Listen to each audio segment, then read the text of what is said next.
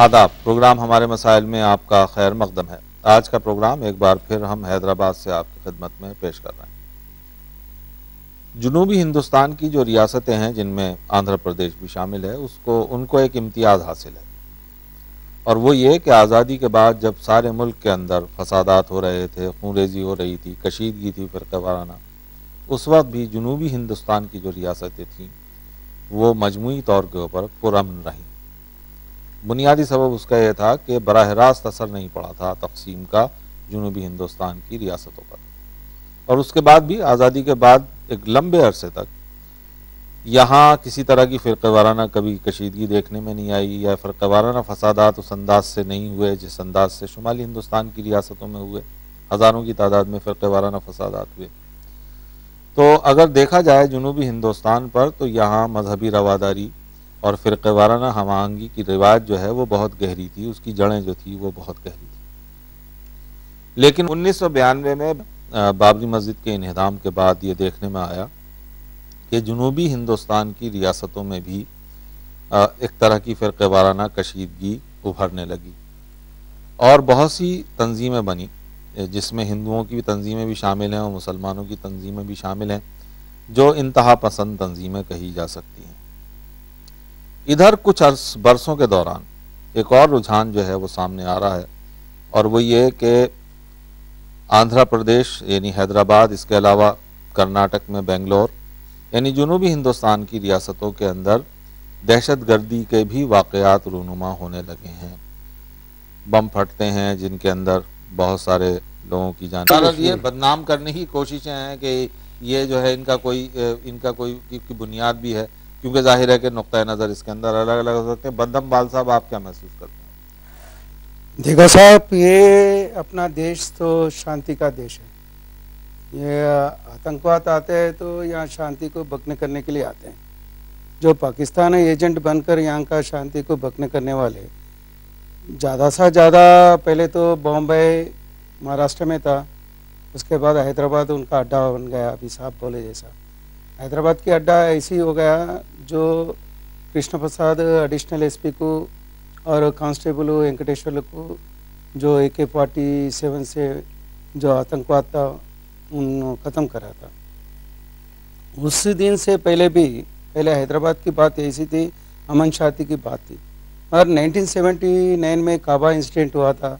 जब से शुरुआत हो गया 1980 से, ये दंगे फिसाद होने का एक अड्डा बन गया हैदराबाद। नहीं तो उससे पहले कभी दंगे फिसाद नहीं हो रहे थे। और उस दिन से भी जो भी कानून यहाँ सख्त से जो आतंकवाद को ख़त्म करना चाहते हैं तो वो लोग नहीं कर सक रहे, क्योंकि यहाँ के कुछ लोग छांदस बात बोलते, तो हर मुस्लिम को तो नहीं बता सकते अपन, मगर थोड़े लोग ऐसे रहते, भाई जो भी आतंकवाद आया तो नहीं मुस्लिम आम पब्लिक को आप लोग अरेस्ट कर रहे, इसके पीछे कोई पार्टीबाजी रहती है। यहाँ की पार्टीबाजी की मतलब होती है भाई मामूली मुसलमान को क्यों अरेस्ट कर रहे। देखो, मज़हब तो नहीं लेना चाहिए। जो आतंकवाद होता, उग्रवादी बनता, जो टेररिस्ट होता, ये मज़हब की बात नहीं आना चाहिए। अगर एक बीजेपी, ये तो ठीक है, इस पर हम बात करेंगे। अभी मैंने जैसे कहा था कि इस पर तो हम अभी आएंगे, ये जो गिरफ्तारियां होती हैं उसके सिलसिले में शिकायत है उस पर आएंगे। पहले मैं जानना चाहता हूँ, ये एस्टेब्लिश करना चाहता था कि ये मसला जो है वो कितना संगीन है, क्योंकि बहुत सारे लोग इस मुल्क के इसे काफ़ी संगीन मसले के तौर के ऊपर देख रहे हैं, क्योंकि एक इलाका था जहाँ की सूरत हाल जो है वो तब्दील होती हुई नज़र आ रही है। बहरहाल, हमने अपने जो नाजरीन हैं, हमारे जो व्यूअर्स हैं, उनसे एक सवाल ये पूछा था कि आखिर क्या वजह है कि जुनूबी हिंदुस्तान में दहशतगर्दी के वाक़यात पेश आ रहे हैं, और जुनूबी हिंदुस्तान को दहशतगर्द अपना निशाना क्यों बना रहे हैं। ये एक इम्पॉर्टेंट सवाल है, ये हमने किया था। ये देखते हैं कि उनकी राय क्या है।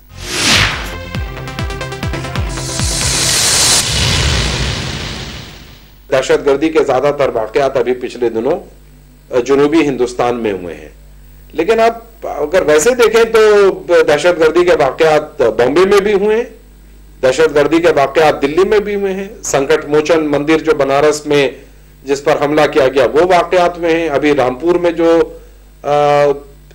हमले हुए दहशतगर्दी के, तो ऐसा नहीं है कि सिर्फ जनूबी हिंदुस्तान में ये हमले हो रहे हैं, शुमाली और मगरबी हिंदुस्तान में भी हो रहे हैं। अगर कहीं नहीं हो रहे हैं तो मशरकी हिंदुस्तान में नहीं हो रहे, लेकिन वहां फिर उल्फा है। ये एक अजम्पशन है कि साउथ इंडिया को या इंडिया को अपने कोई टारगेट बनाया जा रहा है। ये एक बैरूनी इंटेलिजेंस एजेंसी हमारी इंटेलिजेंस एजेंसी को ये बता रही है कि हिंदुस्तान तीनों चारों तरफ से मुसलमानों से घिरा हुआ है और यहाँ के लोगों को इन मुल्कों से जो है खतरा है।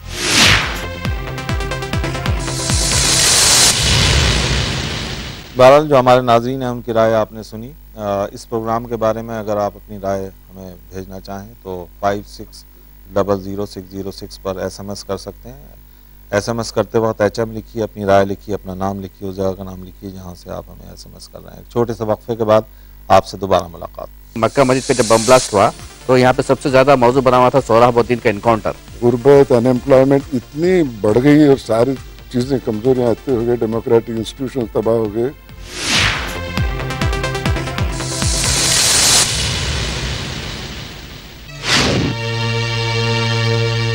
ये लो, ये है असली जिंदा तिलिस्मात। इस पर होलोग्राम का निशान होता है। असली जिंदा तिलिस्मात की यही पहचान है।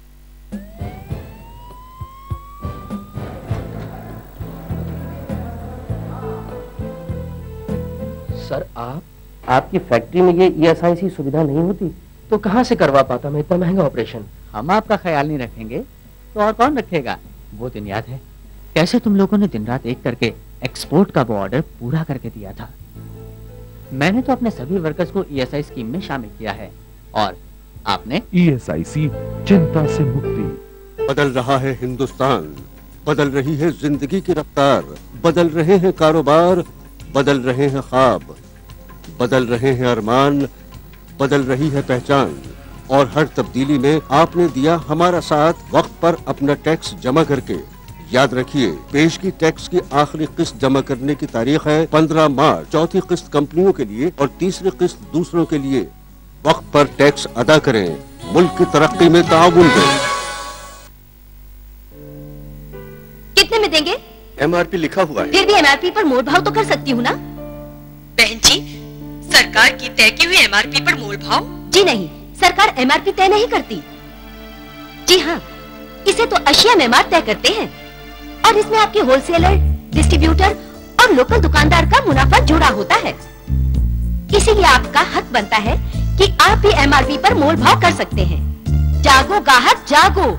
चमकते दांत और महकती सांसों के लिए फारूकी टूथ पाउडर। असरदार फारूकी टूथ पाउडर अब बेहतरीन सील पैक में। दांतों की सफाई भी, दांतों की दवाई भी। अभी तक तो यही प्रोपेगेंडा था ना कि सदारत की लड़ाई है चचा भतीजे के बीच में। सदर में क्यों नहीं बना? उन्होंने क्या गुनाह कर दिया कि ये नौबत आए कि वो मजलिस आमला उनको वहाँ से बरतरफ कर दे। जिन उमूर में दस्तूर खामोश है उसमें मजलिस आमला का फैसला दस्तूरी माना जाएगा। वो ये कहते हैं कि आप जमात पे कब्जा करना चाहते हैं, आप ये कहते हैं कि वो कब्जा करना चाहता तो मैं सदर बनता ना।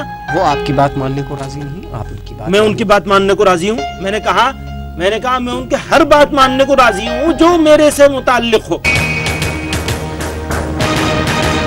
देखिए हर इतवार की रात 8:30 बजे सिर्फ ETV उर्दू। नसीब बड़े अच्छे हैं कि उस्ताद बिलाल खान की बेटी हूँ।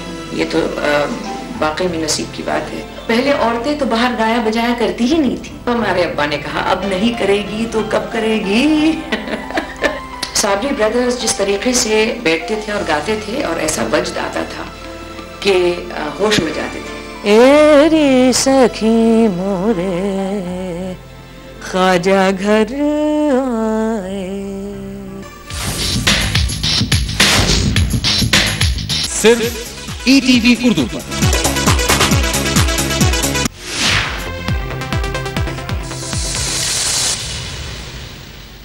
हमारे मसाइल में आपका एक बार फिर खैर मकदम है। प्रोग्राम के इस हिस्से के अंदर हम इस सवाल का जायज़ा लेने की कोशिश करेंगे कि आखिर क्या वजह है दहशतगर्द जनूबी हिंदुस्तान को अपनी सरगर्मियों का महवर क्यों बनाना चाहते हैं, यहाँ इस तरह के हमले क्यों हो रहे हैं, इसके पीछे क्या मकासद हो सकते हैं। जहानत अली बेग साहब, क्या वजह है, क्यों निशाना बनाने की कोशिश की जाती है, क्यों इस तरह के हमले जो हैं उनमें इजाफा हो रहा है यहाँ जनूबी हिंदुस्तान में और ख़ासतौर के ऊपर हैदराबाद में, क्या रीज़न हो सकता है? जैसा कि मैंने अर्ज़ किया कि वही जो नाइंसाफ़ियाँ और ज़्यादतियाँ या एहसास महरूमी सिर्फ जनूबी हिंदुस्तान की हद तक नहीं, बल्कि जो पूरे हिंदुस्तान में और पूरे मुल्क में जो हालात हो रहे हैं, जिस तरह ये एहसास भी है कि मुसलमानों के साथ नाइंसाफ़ियाँ हो रही हैं, चाहे वो मुलाजिमतों में हों या कोई किसी दूसरे जनूबी हिंदुस्तान पे अगर हम नज़र डालें, यहाँ मुसलमान जो हैं तालीमी एतबार से बेहतर हैं, यहाँ इक़्तिसादी एतबार से यहाँ बहुत बेहतर हैं शुमाली हिंदुस्तान की बनिस्बत। मोहम्मद साहब, आप कुछ इस पे रोशनी डाल सकते हैं कि क्या रीज़न है, क्यों बनाना चाहते हैं? मैं समझता हूँ कि महरूमियत और नाइंसाफ़ी का सवाल साउथ इंडिया की हद तक नहीं है, मगर मकसद क्या होता है दहशतगर्द का?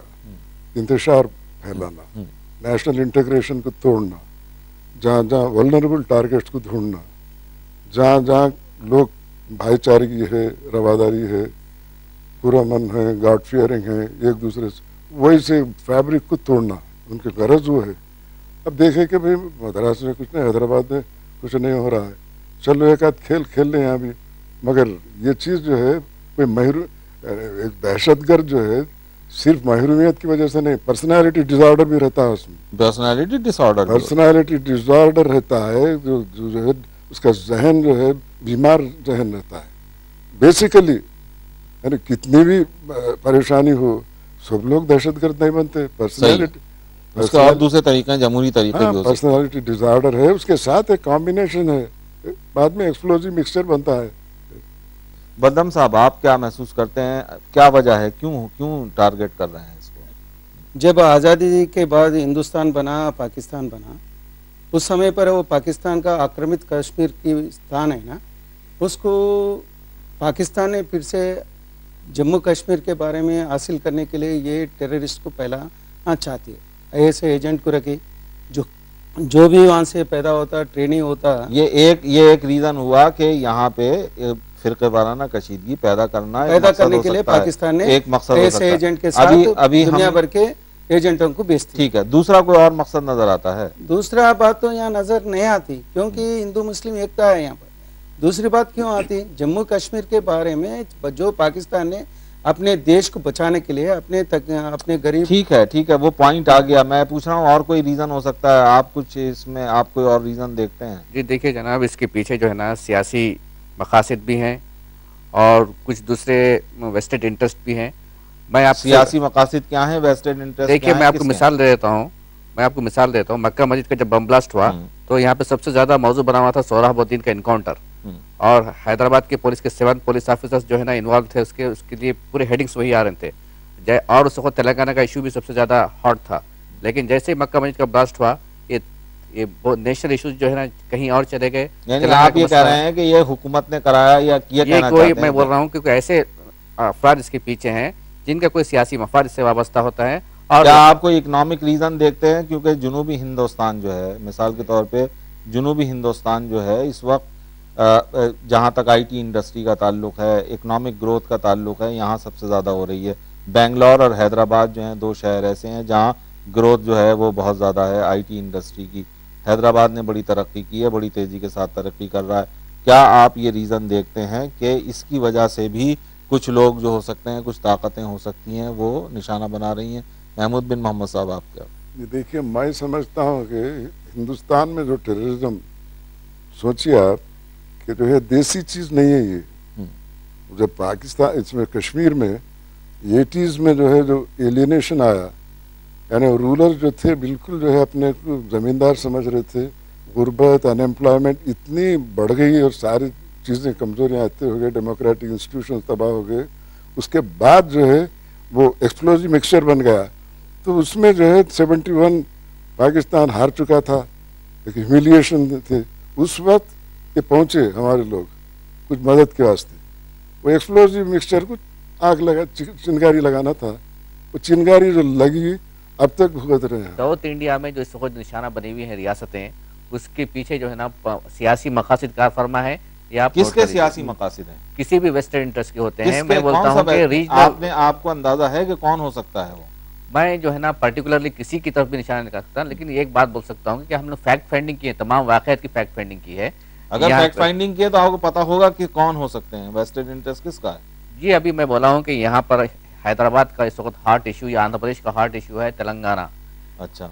और उसको दबाने के लिए जो है ना किसी भी और बंगलौर के अंदर जो और हाल ही में कल ही बंगलौर के अंदर जो हुआ, मसलन बंगलौर के अंदर जो हुआ, बेंगलुरु में जो हुआ है, कोयम्बटूर में हुआ, कोयम्बटूर में जो हुआ, मैं उसको बोलता हूँ एक मिलिटेंसी थी, वो जो है ना उसको मानता हूँ कि मुसलमानों के अंदर मिलिटेंसी आ चुकी है। इसमें तो ये कहिए ना, जो मैं आपसे पूछना चाह रहा हूँ, जो सवाल कर रहा हूँ उसका जवाब दिए, उसके बाद हम उस मसले भी आएंगे जो आप मसला जिसकी तरफ इशारा कर रहे हैं वो भी एक इशू है, वो भी एक बात है। सर बेंगलुरु में सेंट इंस्टीट्यूशन के ऊपर बम ब्लास्टिंग क्यों हुआ था, मद्रास में क्यों हुआ था RSS ऑफिस के ऊपर। यहाँ तेलंगाना की बात आ रही है, तेलंगाना की तो बात ही नहीं है ना। बेंगलुरु में तो सेंट इंस्टीट्यूशन पे क्यों हमला हुआ था बेंगलुरु में, बताइए। अक्षरदान में क्यों हुआ था बम ब्लास्टिंग, सेंट इंस्टीट्यूशन पे जो हमला हुआ है, पार्लियामेंट में क्यों हुआ था, पार्लियामेंट में क्यों हुआ था, कर देता हूँ। इसका मतलब क्या रहता है कि उसके ताल्लुक से अब तक जो है ना 20-25 लोगों को पकड़ा गया है, और फिर परसों इत्तला ही अखबार में कि हाल ही में फिर हमने असल आदमी गिरफ्तार किया है। तो क्या 20-25 लोग जो पहले गिरफ्तार किए गए थे वो मासूम थे? इस तरीके से जो मैं बोल रहा हूँ ना, इंटेलिजेंस एजेंसीज अपना माइंड इस्तेमाल नहीं कर रही हैं, खाली कम्युनिटी को निशाना बनाने के लिए कार्रवाई कर रही हैं। इसके लिए तमाम चीजें हो रही है। बहरहाल हमने एक और सवाल किया था अपने नाजरीन से, और सवाल ये था कि जो इस तरह के वाकयात पेश आ रहे हैं, इनके क्या मुज़मिरात हैं जुनूबी हिंदुस्तान के मुसलमानों के लिए, क्या मुज़मिरात हैं इसके। पूरे हिंदुस्तान के मुसलमानों के लिए भी मुज़मिरात हैं, जैसे शुमाली हिंदुस्तान में वाकयात जब तशद्दुद के पेश आते हैं उसके रिपरकशंस होते हैं, उसके नतायज कुछ आते हैं और मुसलमान उससे मुतासिर होते हैं। जुनूबी हिंदुस्तान के जो मुसलमान हैं उनके लिए क्या मुज़मिरात हो सकते हैं या हैं, ये देखते हैं कि क्या कहते हैं।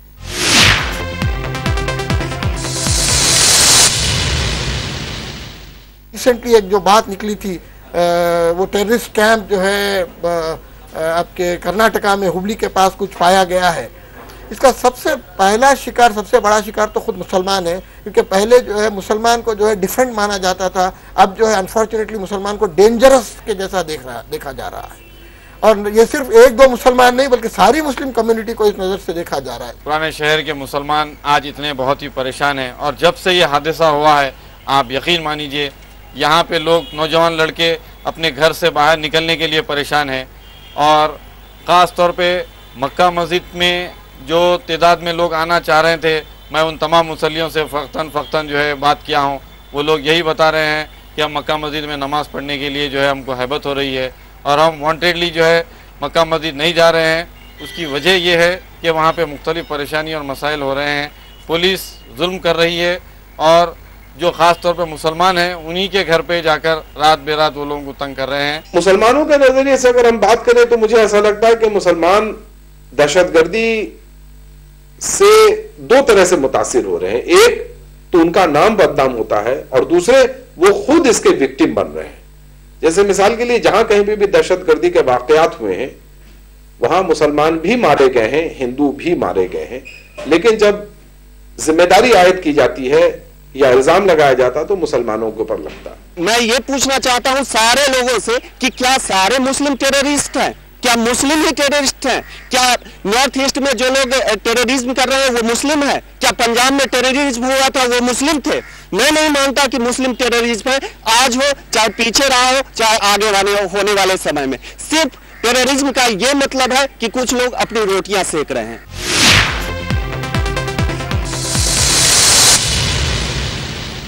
बहरहाल जो हमारे नाजरीन हैं उनकी राय आपने सुनी। इस राय की रोशनी के अंदर जो प्रोग्राम का अगला हिस्सा है उसमें हम गुफ्तगू करेंगे कि इन वाक़यात का क्या असर पड़ रहा है मुसलमानों पर। दो बातें यहाँ सामने आई हैं। पहली बात यह है कि इससे उनकी इमेज ख़राब होती है, मजरू होती है। चंद लोग अगर करते भी हैं तो चंद लोग ऐसे वाक़यात में मुलव्वस होते हैं, लेकिन पूरी जो कम्युनिटी है, पूरी जो कौम है, उसके ऊपर एक लेबल चस्पा हो जाता है कि ये दहशतगर्द है। दूसरी अहम चीज़ यह है कि जब इस तरह के वाक़यात पेश आते हैं तो पुलिस अपनी के दौरान गिरफ्तारियां अमल में आती हैं, और जब गिरफ्तारियां अमल में आती हैं तो मुसलमान बहुत से ऐसे हैं जो हो सकता है बेकसूर हों और उनको पुलिस गिरफ्तार करती है, उनके ख़ानदान जो है इससे मुतासिर होते हैं। तो बहरहाल गुफ्तगू का सिलसिला हम जारी रखेंगे। इस प्रोग्राम के बारे में अगर आप अपनी राय हमें भेजना चाहें तो 56000606 पर SMS कीजिए। HM लिखिए, अपना नाम लिखिए, उस जगह का नाम लिखिए जहाँ से आप SMS कर रहे हैं, और अपनी राय भी लिखिए।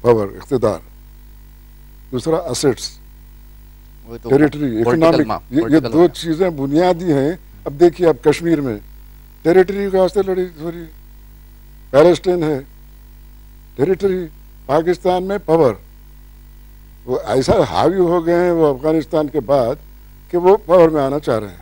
तो ये दो चीज़ों के जुमरे में आते हैं सारे अटैक्स। और बाहर का है मामला, ये देसी नहीं है। बदम बाल साहब, ये बाहर का है, देसी नहीं है मामला। मैं तो पहले ही बताया साहब आपको, जो कुछ हो रहा है यहाँ पर हिंदुस्तान में, पाकिस्तान के ऐसे एजेंट ही कर रही है।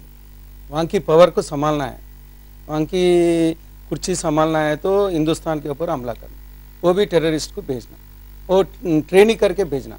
यहाँ के लोग जो गरीब लोग रहते हैं मुस्लिम, वैसे लोगों को लेकर जाके वहाँ पर वो लोगों को ट्रेनिंग दे के हिंदुस्तान के ऊपर बम प्लास्टिक करने के लिए है। तो वो लोग हर तरीके से ये देश को विच्छिन्न करने के लिए कोशिश चल रहा है। ये जैसा ये देश को विच्छिन्न करने के लिए कोशिश चल रहा है। ये मैंने कह दिया, मैंने वुमेन बम ब्लास्टिंग भी हो रहे, अपन देख रहे हैं यहाँ की टास्क फोर्स ऑफिस है। एक सवाल जो लतीफ साहब कह रहे थे, जो बहुत इंपॉर्टेंट सवाल है, वो ये है, दो बातें उन्होंने कही। पहली बात उन्होंने ये कही कि जो सिक्योरिटी फोर्सेस हैं, जो इंटेलिजेंस एजेंसीज हैं, उनका इसको फेल्योर माना जाना चाहिए, क्योंकि वो पता नहीं लगा पा रहे हैं कि जब कोई वाकया हो जाता है उसके बाद उनको पता चलता है कि ये सब पता चल जाता है कि कौन आदमी कहाँ से आया था, उसने कैसे अटैक किया था।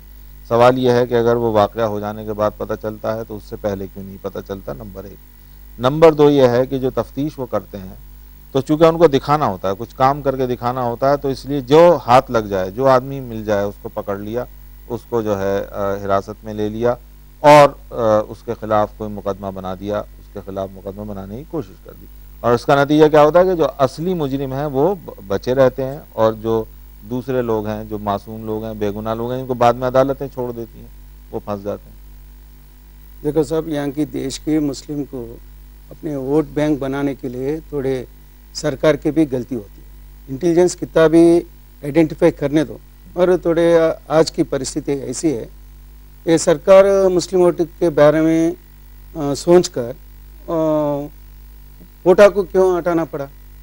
कोटा देखिए ऐसा है कि इसमें इस प्रोग्राम कोटा को हटाने से यहाँ की तकलीफ यहाँ तक हो गया, हैदराबाद तक कोटा जो है, कोटा अगर रहेगा भी, कोटा अगर रहेगा भी तो तब काम में आएगा जब आप जो है, जब वाकया हो जाएगा और आप मुजरिम को पकड़ लेंगे, उस पर कोटा लगाएंगे। यहाँ जो सवाल है, जो मैं सवाल करना चाहता हूँ, वो ये कि वाकया होने ही क्यों दिया जाए, यानी उसको रोका ही क्यों ना जाए। क्या आप महमूद बिन मोहम्मद साहब इसको समझते हैं, चूंकि आप खुद पुलिस में रहें, कि ये पुलिस का बेसिकली, पुलिस का, इंटेलिजेंस एजेंसीज का, इनका फेलियोर है बेसिकली, जिसकी वजह से इस तरह के वाकयात हो रहे हैं? दरअसल बात यह है कि खुले जहन से अगर पुलिस काम करे, बदकिस्मती ये है कि खुला जहन आजकल नहीं है, इसलिए कि ऐसे ऐसे लोग पुलिस में आ चुके हैं, पुलिस ही क्या, सर्विसेज में, मैं हकीकत की बात कर रहा हूँ, जो सैडिस्ट हैं, साइकोपैथ्स हैं। यही चीज़ मैं दिल्ली में मैं या तो हाईलाइट की गई थी, पार्लियामेंट में सवाल हुए थे, पुलिस में ऐसे रेकॉर्ड। अब देखिए उसकी मिसाल है, 6 दिसंबर 1992 में जब बाबरी मस्जिद का इंतजाम हुआ, can you believe, Mussoorie academy of administration toppers, IAS, IPS, IFS जश्न मनाए, वहाँ जश्न मनाया गया। प्रफुल्ल बिदवाई जो है रिसर्च करके, स्टडी करके टाइम्स ऑफ इंडिया में पूरा छापा है कि ये लोग जश्न मना रहे हैं। तो इन्हें जाके बेचारा प्रफुल्ल बिदवाई पूछा डायरेक्टर से, ये क्या बात है भाई, ऐसा कैसा हो रहा है? उसमें टॉपर्स में जो थे वैसे लोग बिल्कुल, तो जवाब देते हैं डायरेक्टर साहब, that communal opinion has entered their minds, we are trying to tackle it as best as we can but are unable to do so. मगर योगेंद्र, जो BN योगेंद्र जो पहले डायरेक्टर थे इससे पहले वहाँ के, तो सही जवाब दिया, he hit the nail on the head. वो बोले कि भाई ऐसे लोग आ जा रहे हैं सर्विस में जिनको हम निकाल नहीं सकते, आने के बाद जो सर्विस में इसलिए नहीं निकाल सकते कि आप वो तो एक इम्तिहान पास करके घर आया तो उसको आप कहाँ से निकाल देंगे। लतीफ़ मोहम्मद खान साहब, एक सवाल मैं आपसे करना चाहता हूँ। आपने जो बात कही है बहुत सारे लोग महसूस करते हैं, मैं खुद भी महसूस करता हूँ। पुलिस का मामला सिर्फ दहशतगर्दी के मामले में नहीं है, ये पुलिस का दस्तूर है तमाम मामलों के अंदर। कभी कोई क्राइम अगर होता है तो असल कल्प्रिट जो है बहुत कम उनके हाथ लगता है, लेकिन उनको दिखाना है कि हमने पकड़ लिया, हमने दिखा, तो वो ये हर जगह करते हैं। पुलिस वाले को ऐसा नहीं कि सिर्फ मुसलमानों के साथ करते हो। लेकिन एक इम्पॉर्टेंट चीज़ मैं आपसे पूछना चाहता हूँ, क्या वजह है कि कुछ खास तंजीमें ही हैं, कुछ खास ग्रोह हैं, लोग हैं, और जब भी कोई वाकया होता है तो उन्हीं से तार जोड़ते हैं जाके। यानी ऐसा तो मुमकिन नहीं है कि सारे मामलात में पुलिस झूठ बोलती हो। क्या आप समझते हैं कि हर मामले में बस पुलिस झूठ ही बोलती है, कोई कभी सच बोलती ही नहीं, कभी सही तफ्तीश होती ही नहीं? नहीं, मैं ये मानता हूँ कि जो है कुछ ना कुछ तो है जिसकी वजह से यहाँ पर ये हो रहा है। लेकिन यहाँ पर इंटेलिजेंस एजेंसीज जो है ना अपना माइंड अप्लाई नहीं कर रही है। इन IPS एंड IAS ऑफिसर पर इतना पैसा खर्च किया जाता है, लेकिन ये लोग जो है ना अपने निचले ऑफिसरों पर जो कि करप्ट होते हैं उनके ऊपर डिपेंड किए हुए होते हैं। उसकी वजह से वो मामले की तह तक नहीं पहुँच पा रहे हैं। और जो कुछ तंजीमों का जो बार बार नाम आता है, उसमें से कुछ ऐसी तंजीमें भी हैं जो इस वक्त ख़त्म हो चुकी हैं, और कुछ ऐसी तंजीमें भी हैं जिसको हुकूमत और पुलिस की दोनों की सरपरस्ती हासिल है, और जो एक जाल का काम कर रही है। नौजवान उसके करीब आते हैं और वहाँ पे फंसते हैं, और पुलिस और उस तंजीम दोनों की चांदी बनती है वहाँ पर। तो ये एक बहुत बड़ा हसास मसला है मुस्लिम कौम को, उसके इंटेलेक्चुअल्स को, और हम तमाम उसके लिए जिम्मेदार हैं। सोचना चाहिए और उसका हल निकालना चाहिए। ये मैं आपसे कहना चाहता हूँ। आप किस हद तक इससे बदन बाल साहब इससे इत्तफाक करते हैं? जो हमारी सिक्योरिटी फोर्सेज हैं, इंटेलिजेंस, प्रॉपर ट्रेनिंग नहीं है इनकी।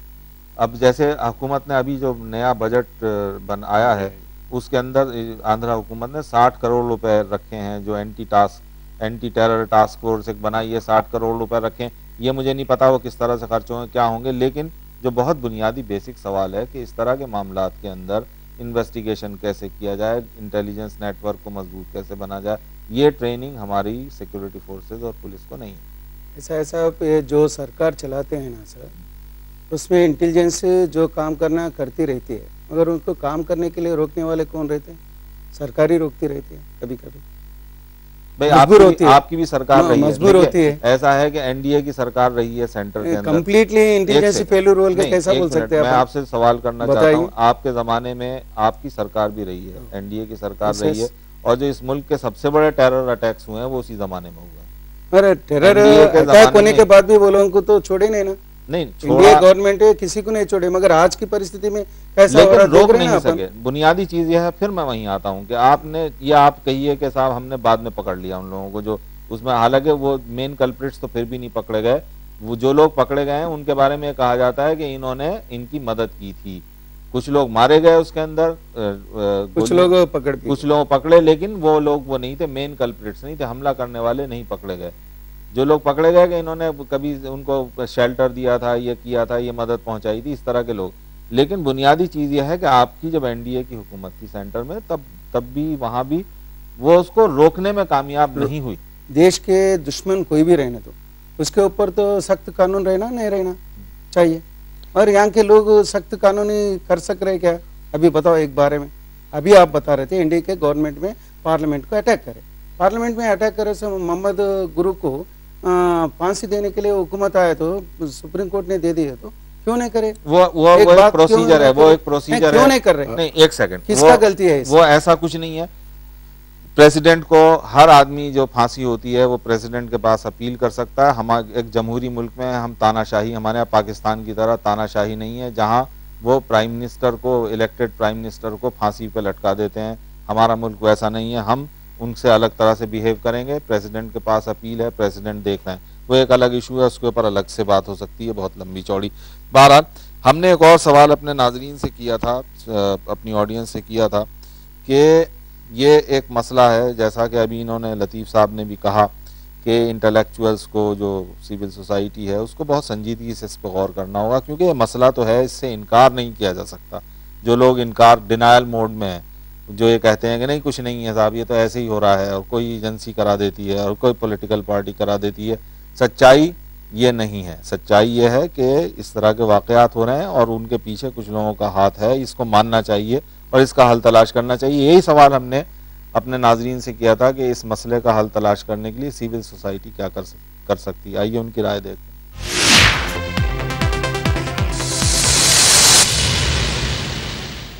शुमाली हिंद में टेररिज्म की बात करते हैं, लेकिन मैं तो समझता हूँ कि शुमाली हिंद में हो या जनूबी हिंद में हो या दुनिया के किसी खित्ते में ये दहशतगर्दी हो, हम उसी वक्त इसको ख़त्म कर सकते हैं, जबकि इंसाफ को, वो मसावत को यकीनी बनाए, वो चाहे वो इंटरनेशनल सतह पे हो या फिर कौमी सतह पे हो या मुकामी सतह पे हो। ये नाइंसाफ़ियाँ हैं, जो नाइंसाफ़ियों के ख़िलाफ़ जद्दोजहद की जाती है तो टेररिज्म का नाम दिया जाता है, और इस टेररिज्म को उसी वक्त ख़त्म किया जा सकता है जबकि हम इंसाफ को 100% यकीनी बनाएं। सोसाइटी का इसमें रूल क्या है, तो ये तो मुश्किल है कि उनके मुकाबले में हम भी हथियार उठाएं या उनसे मुकाबला करें, लेकिन यह है कि सोसाइटी में बेदारी पैदा की जा सकती है और ऐसे फैक्टर्स को रोका जा सकता है, और इस तरह की सरगर्मियों से जो नुकसानात पहुँच रहे हैं और उसके सिलसिले में बेदारी पैदा की जा सकती है सोसाइटी में, और अपने करीब के लोगों पे नज़र रखने की ज़रूरत है, और ख़ुसूसन नौजवानों के ख़यालात जानने की ज़रूरत है कि कहीं वो इस तरह की चीज़ों के शिकार तो नहीं हो रहे हैं। तो सोसाइटी बस इतना ही कर सकती है कि उसमें अवेयरनेस पैदा करे और नौजवानों को समझाए कि इस तरह की सरगर्मियों से कोई हल पैदा नहीं हो सकता, कोई मसले का हल पूरा नहीं हो सकता।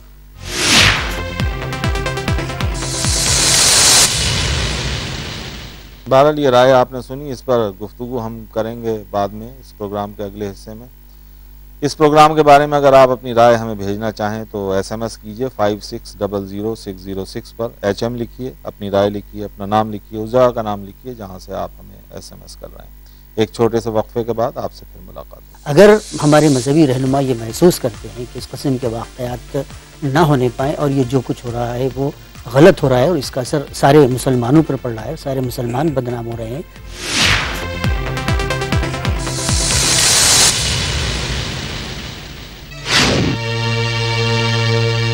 ये लो, ये है असली जिंदा तिलिस्मात। इस पर होलोग्राम का निशान होता है। असली जिंदा तिलिस्मात की यही पहचान है। दवाखाना दिव्या कॉलेज का अंगूरी की खास दवा। नमस्ते बहन जी। नमस्ते, बैठो, बोलो। जरा ठीक से सांस लो। अरे वंदना, ये दाग अभी हाल में उभरा है या काफी समय से है? कुछ 1-8 साल हो गया है, मगर कोई परेशानी नहीं है। छूने से महसूस होता है कि शून्य है? कुछ पता नहीं लगता है। परेशानी तो बस एक ही है कि ये खांसी ठीक नहीं हो रही। खांसी के इलाज के साथ साथ तुम्हें कुष्ठ रोग के इलाज की भी जरूरत है, लेकिन चिंता की कोई बात नहीं, कुष्ठ रोग का इलाज मुफ्त होता है। MDT की दवा खाओ, कुष्ठ रोग को तन से मिटाओ। सच? कुष्ठ मुक्त भारत का सपना चलो साकार करें।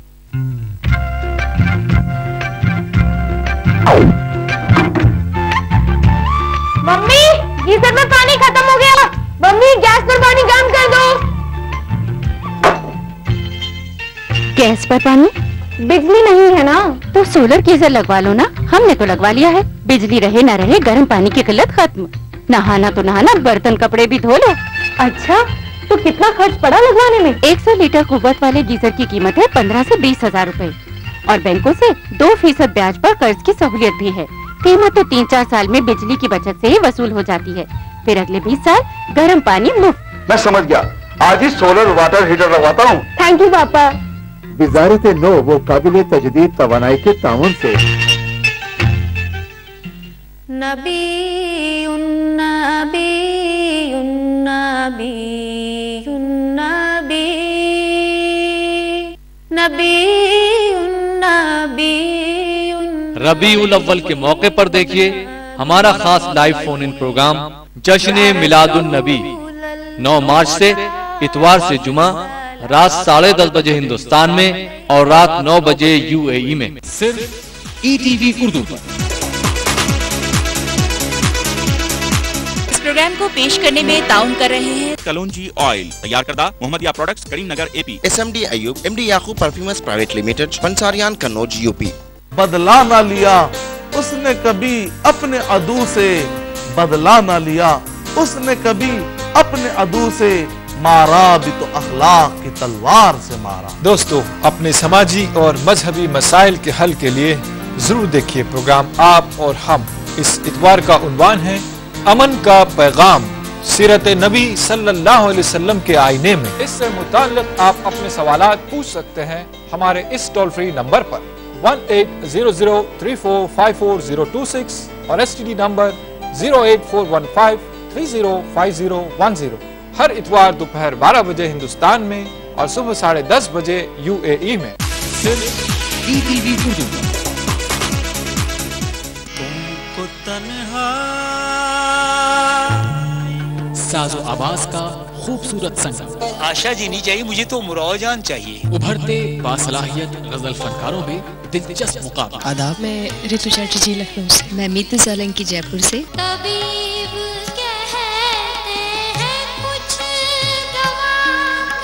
एक फनकार की खोज जो खुद अपनी तारीख लिखेगा। गजल एक जो हमारी चीज है जी, इसको इतनी खूबसूरती से आप लोग पेश कर रहे हैं। देखिए गजल सना।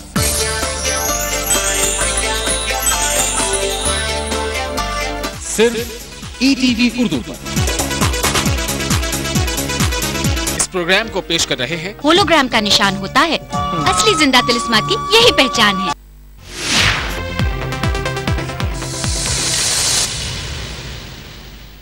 हमारे मसाइल में आपका एक बार फिर खैर मकदम है। बेग साहब, मुझे ऐसा लगता है कि हम जब इस तरह के मसाइल पे गुफ्तगू करते हैं तो सच बोलने से थोड़ा सा कतराते हैं, घबराते हैं, डरते हैं और सच्चाइयों को फेस नहीं करते, जिस तरह से हमें करना चाहिए फेस नहीं करते। क्या इसकी वजह से भी ये मसला जो है वो संगीन हो रहा है? और सिविल सोसाइटी क्या करे? मतलब हमारी भी जिम्मेदारियां हैं सिविल सोसाइटी की, सरकार की तो हैं ही, सरकारी एजेंसियों की तो हैं ही, वो तो करेंगी, लेकिन हमारी क्या जिम्मेदारियां हो सकती हैं, हम क्या कर सकते हैं? जो मुआशरे के अहम लोग हैं, जो जिम्मेदार लोग हैं, और चाहे वो सियासी हों या मजहबी हों, बल्कि मैं समझता हूँ कि इस मामले में जो मजहबी जो हमारे रहनुमा हैं उनकी बातें सियासी रहनुमाई के मुकाबले में ज़्यादा सुनी जाती हैं। अगर हमारे मजहबी रहनुमा ये महसूस करते हैं कि इस किस्म के वाक़यात ना होने पाएँ और ये जो कुछ हो रहा है वो गलत हो रहा है और इसका असर सारे मुसलमानों पर पड़ रहा है, सारे मुसलमान बदनाम हो रहे हैं इन वाक़यात की वजह से, तो मजहबी रहनुमाओं पर ज़्यादा जिम्मेदारी आयद होती है। जो सियासी रहनुमा हैं वो तो अपनी बात करेंगे, लेकिन मजहबी रहनुमा जो हैं तो वो बेलौस बेलाग और मजहब की रोशनी में बात करेंगे, और अगर वो असर डालें मुआशरे पर तो उनका असर मैं समझता हूँ कि ज़्यादा होगा बनिस्बत सियासी रहनुमाओं के या और दूसरे। लतीफ़ मोहम्मद खान साहब, जो सिविल लिबर्टीज़ की मुहिम चलाते हैं, ह्यूमन राइट्स की मुहिम चलाते हैं, उनका एक अंदाज़ है काम करने का। वो जब किसी के साथ नाइंसाफ़ी होती है या उनको लगता है कि नाइंसाफ़ी है, चाहे वो नाइंसाफ़ी ना हो, तो वो उसको सपोर्ट करते हैं। लेकिन हमारे दरमियान बहुत सारी तंजीमें हैं, इंतहा पसंद तंजीमें हैं जो जहर उगलती हैं दूसरे फ़िरक़ों के ख़िलाफ़। हिंदुओं में भी हैं, मुसलमानों में भी हैं, किसी एक फ़िरक़े की नहीं है। सिखों के अंदर भी हैं, ईसाइयों में तो यहाँ शायद नहीं है, लेकिन यह है कि हो सकती हैं कि कभी पैदा हो जाएं। लेकिन वो कभी ये नहीं होता कि उन तंजीमों के ख़िलाफ़ भी महाज खोलें। जहाँ आप एक तरफ सरकार के ख़िलाफ़ महाज खोलते हैं, पुलिस के ख़िलाफ़ महाज खोलते हैं, क्यों नहीं खोला जाता उनके ख़िलाफ़ महाज? मैं आपसे वाज़ेह कर देना चाहता हूँ कि सिविल लिबर्टीज़ तहरीक है और ये सिविल लिबर्टीज़ कमेटी हमेशा जो है उन इंतहा पसंद तंजीमों पे, जो मजहबी तंजीमें हैं, चाहे वो हिंदू हो या मुस्लिम हो या किसी और फ़िरक़े से तरह होती हो, वो जो जज्बाती नारे लगाती हैं जिसकी वजह से नौजवान भटकते हैं, गलत रास्ते पे जाते हैं, उसकी तरफ से खुल के हमने बोला है और हम उनके बयानात की मजम्मत करते हैं उस तरह के। चाहे वो मोदी हाल ही में जिसने बयान दिया था कि जो है ना सोहराबुद्दीन को कत्ल करना कहाँ तक है, इसका असर कितना पड़ा होगा नौजवानों पर, उसका जिम्मेदार कौन है? तो मोदी तो होगा उसका जिम्मेदार। बाबरी मस्जिद के डिमोलिशन के खुद जो नारे लगाए गए थे उसके कौन जिम्मेदार हैं? उसका असर पड़ा है पूरी कम्युनिटी के ऊपर, ना सिर्फ मुसलमानों पे पड़ा है, हिंदुओं पे भी पड़ा है। तो इसके लिए पूरी जिम्मेदारी लेना पड़ेगा, पूरे समाज को इसकी जिम्मेदारी लेना पड़ेगा, ऐसे वाक़यात को रोकना पड़ेगा। और अभी एक साहब ने कहा था कि इंसाफ रसानी के मौके बराबर फराहम किए जाने चाहिए। इंसाफ को जहाँ तक आप रोकने की कोशिश करेंगे तो आवाम जो है ना दूसरी तरफ जाने जाएंगी। और एक बात वाज़ेह कर देता हूँ, कमज़ोर हमेशा जुल्म बर्दाश्त नहीं करता। जब उसको ये महसूस हो जाता है कि वो बर्बाद हो रहा है तो दूसरों को भी अपने साथ ले डूबेगा। तो सोच लेना चाहिए, कौम को सोचने का वक्त आ गया है। अगर अब नहीं सोचेंगे तो फिर आगे मौका नहीं रहेगा। महमूद बिन मोहम्मद साहब, आपने बहुत अहम सवाल उठाया, यानी वही साइलेंट मेजॉरिटी क्यों खामोश है? साइलेंट मेजॉरिटी मेन स्ट्रीम जो सोसाइटी की है वो और जो अक्सरियत में है, तो अक्सरियत में है, तो मैं समझता हूँ कि आवाज़ नहीं उठाना या खामोशी या कतराना, मैं समझता हूँ सिर्फ बुज़दिली नहीं बल्कि गुनाह है, बल्कि गुनाह है। ये मेरे अल्फाज नहीं है, इब्राहिम लिंकन के अल्फाज हैं। टू सिन, लेकिन आवाज उठाना जो है वो बहादुरी की बात, बहादुरी गुनाह है, बल्कि जुर्म कहूँगा मैं। यही मैं अल्फाज कहा गवर्नर साहब से, ये चीज़ जो है ऐसी चीज़ें हैं, ये आवाज़ उठाना ज़रूरी है। मुमकिन हो कि आपकी आवाज़ एक तूती की आवाज़ नकार खाने में जैसी होती वो हो, पर मजबूरी है। अगर अपॉइंटमेंट मिला बड़ी नेमत की बात है।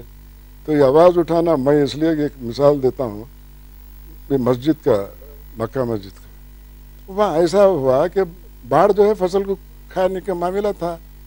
मैं जानता हूँ कि मक्का मस्जिद इस गवर्नमेंट प्रॉपर्टी, मक्का मस्जिद और ये जो है दूसरी बागयाम की मस्जिद, शाही मस्जिद, ये heritage government minority welfare department की है। तो जब माइनॉरिटी वेलफेयर की है तो जिम्मेदारी किसकी है? आपकी मिल्कियत है, आप हिफाजत नहीं कर सकते। अब ये कहा जाता है कि जो चंद लोग आके बोले कि जो नहीं हमको नहीं होना, हिफाजत नहीं होना। अरे जिम्मेदारी सबूतदोष हो रहे हैं। अब उसमें आप कैसा आप लोकेट कर सकते हैं कि कौन RDX लेके अंदर गया, और एकदम पहुंचते हैं कि कहाँ कहाँ पहुंच जाते हैं, बांग्लादेश से इधर उधर। अब तक कंफ्यूजन है। फिर उसके बाद जो फायरिंग हुई, आप इससे मैं आपसे जानना चाहता हूँ, आप पुलिस में रहे हैं, चूंकि आपका बयान बड़ा अहमियत रखता है। बिल्कुल। क्या आप ये कहना चाहते हैं कि यहाँ बाहर से दहशतगर्द नहीं आ रहे इस मुल्क में?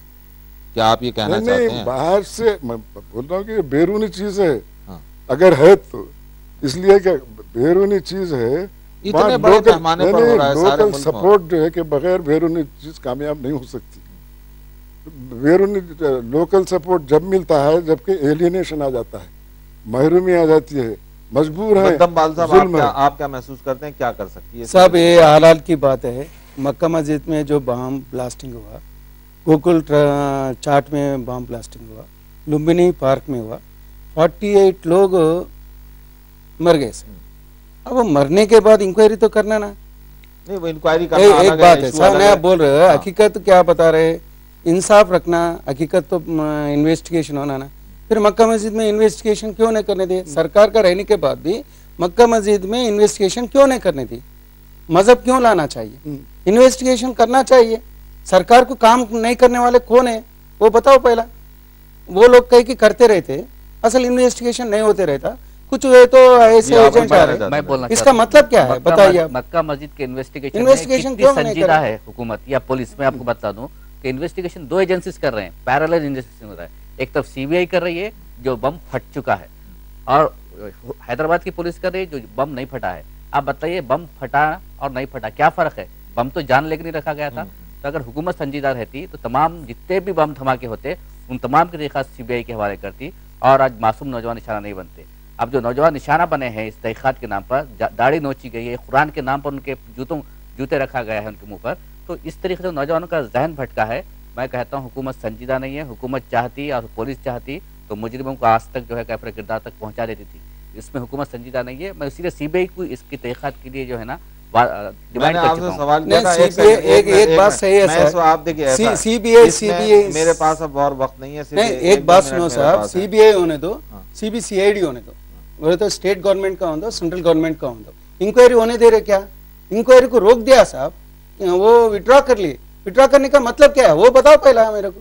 विड्रॉ क्यों करना पड़ा? बहरहाल इस वक्त यहाँ हुकूमत का कोई आदमी नहीं है। विड्रॉ क्यों करना पड़ा? मैं तो जवाब नहीं दे सकता ना आपको, मैं आपको जवाब नहीं दे सकता। हुकूमत का कोई आदमी नहीं है। मैं सवाल जो करना चाह रहा हूँ, असल में बहुत मसला ये पैदा हो रहा है। जो मैं सवाल आपसे कर रहा हूँ आप उसका जवाब मुझे देना नहीं चाहते।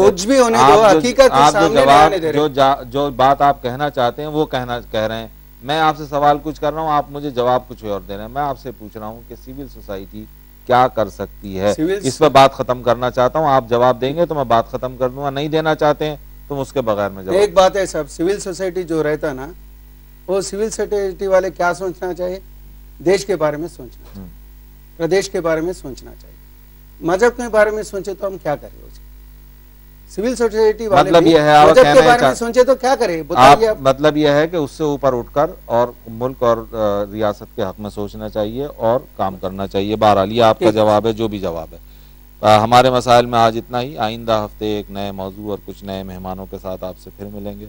उस वक्त तक के लिए इजाज़त दीजिए। शब बखैर। जो कॉमन इशूज़ हैं जिनको हर सियासी जमात एड्रेस करना चाहती है, क्या उस पर ये मुमकिन नहीं है कि तमाम जितनी भी स्टेट की पॉलिटिकल पार्टीज हैं वो बैठ जाएं? अभी देखा जा रहा है कि 49% जो पेजेंट्री है ये तमाम कर्जदात में मखरूज। कई जगह पे ये है कि बच्चों की शादियां नहीं करने पा रहे, वो भी एक रीजन है। इंदिरा प्रभा के नाम पर हर एकड़ को हमने जमीन डेवलपमेंट करने के लिए भी पैसा दिया है और गवर्नमेंट ऑफ इंडिया की employment rural employment guarantee scheme के अंदर उन्हें कहे कि तुम्हारा खेत तुम डेवलप कर लो, मजदूरी हम देंगे। नक्सलाइट के नाम पे कई किस्म का ऐसा वैसा होगा, उसके अंदर वो होगा। तो ये एक ऐसा ग्रुप है जो नक्सलाइट को प्रोक करते रहता है। जो जमीन तकसीम किया गया है वो इरिगेशन के नालायक है। इस प्रोग्राम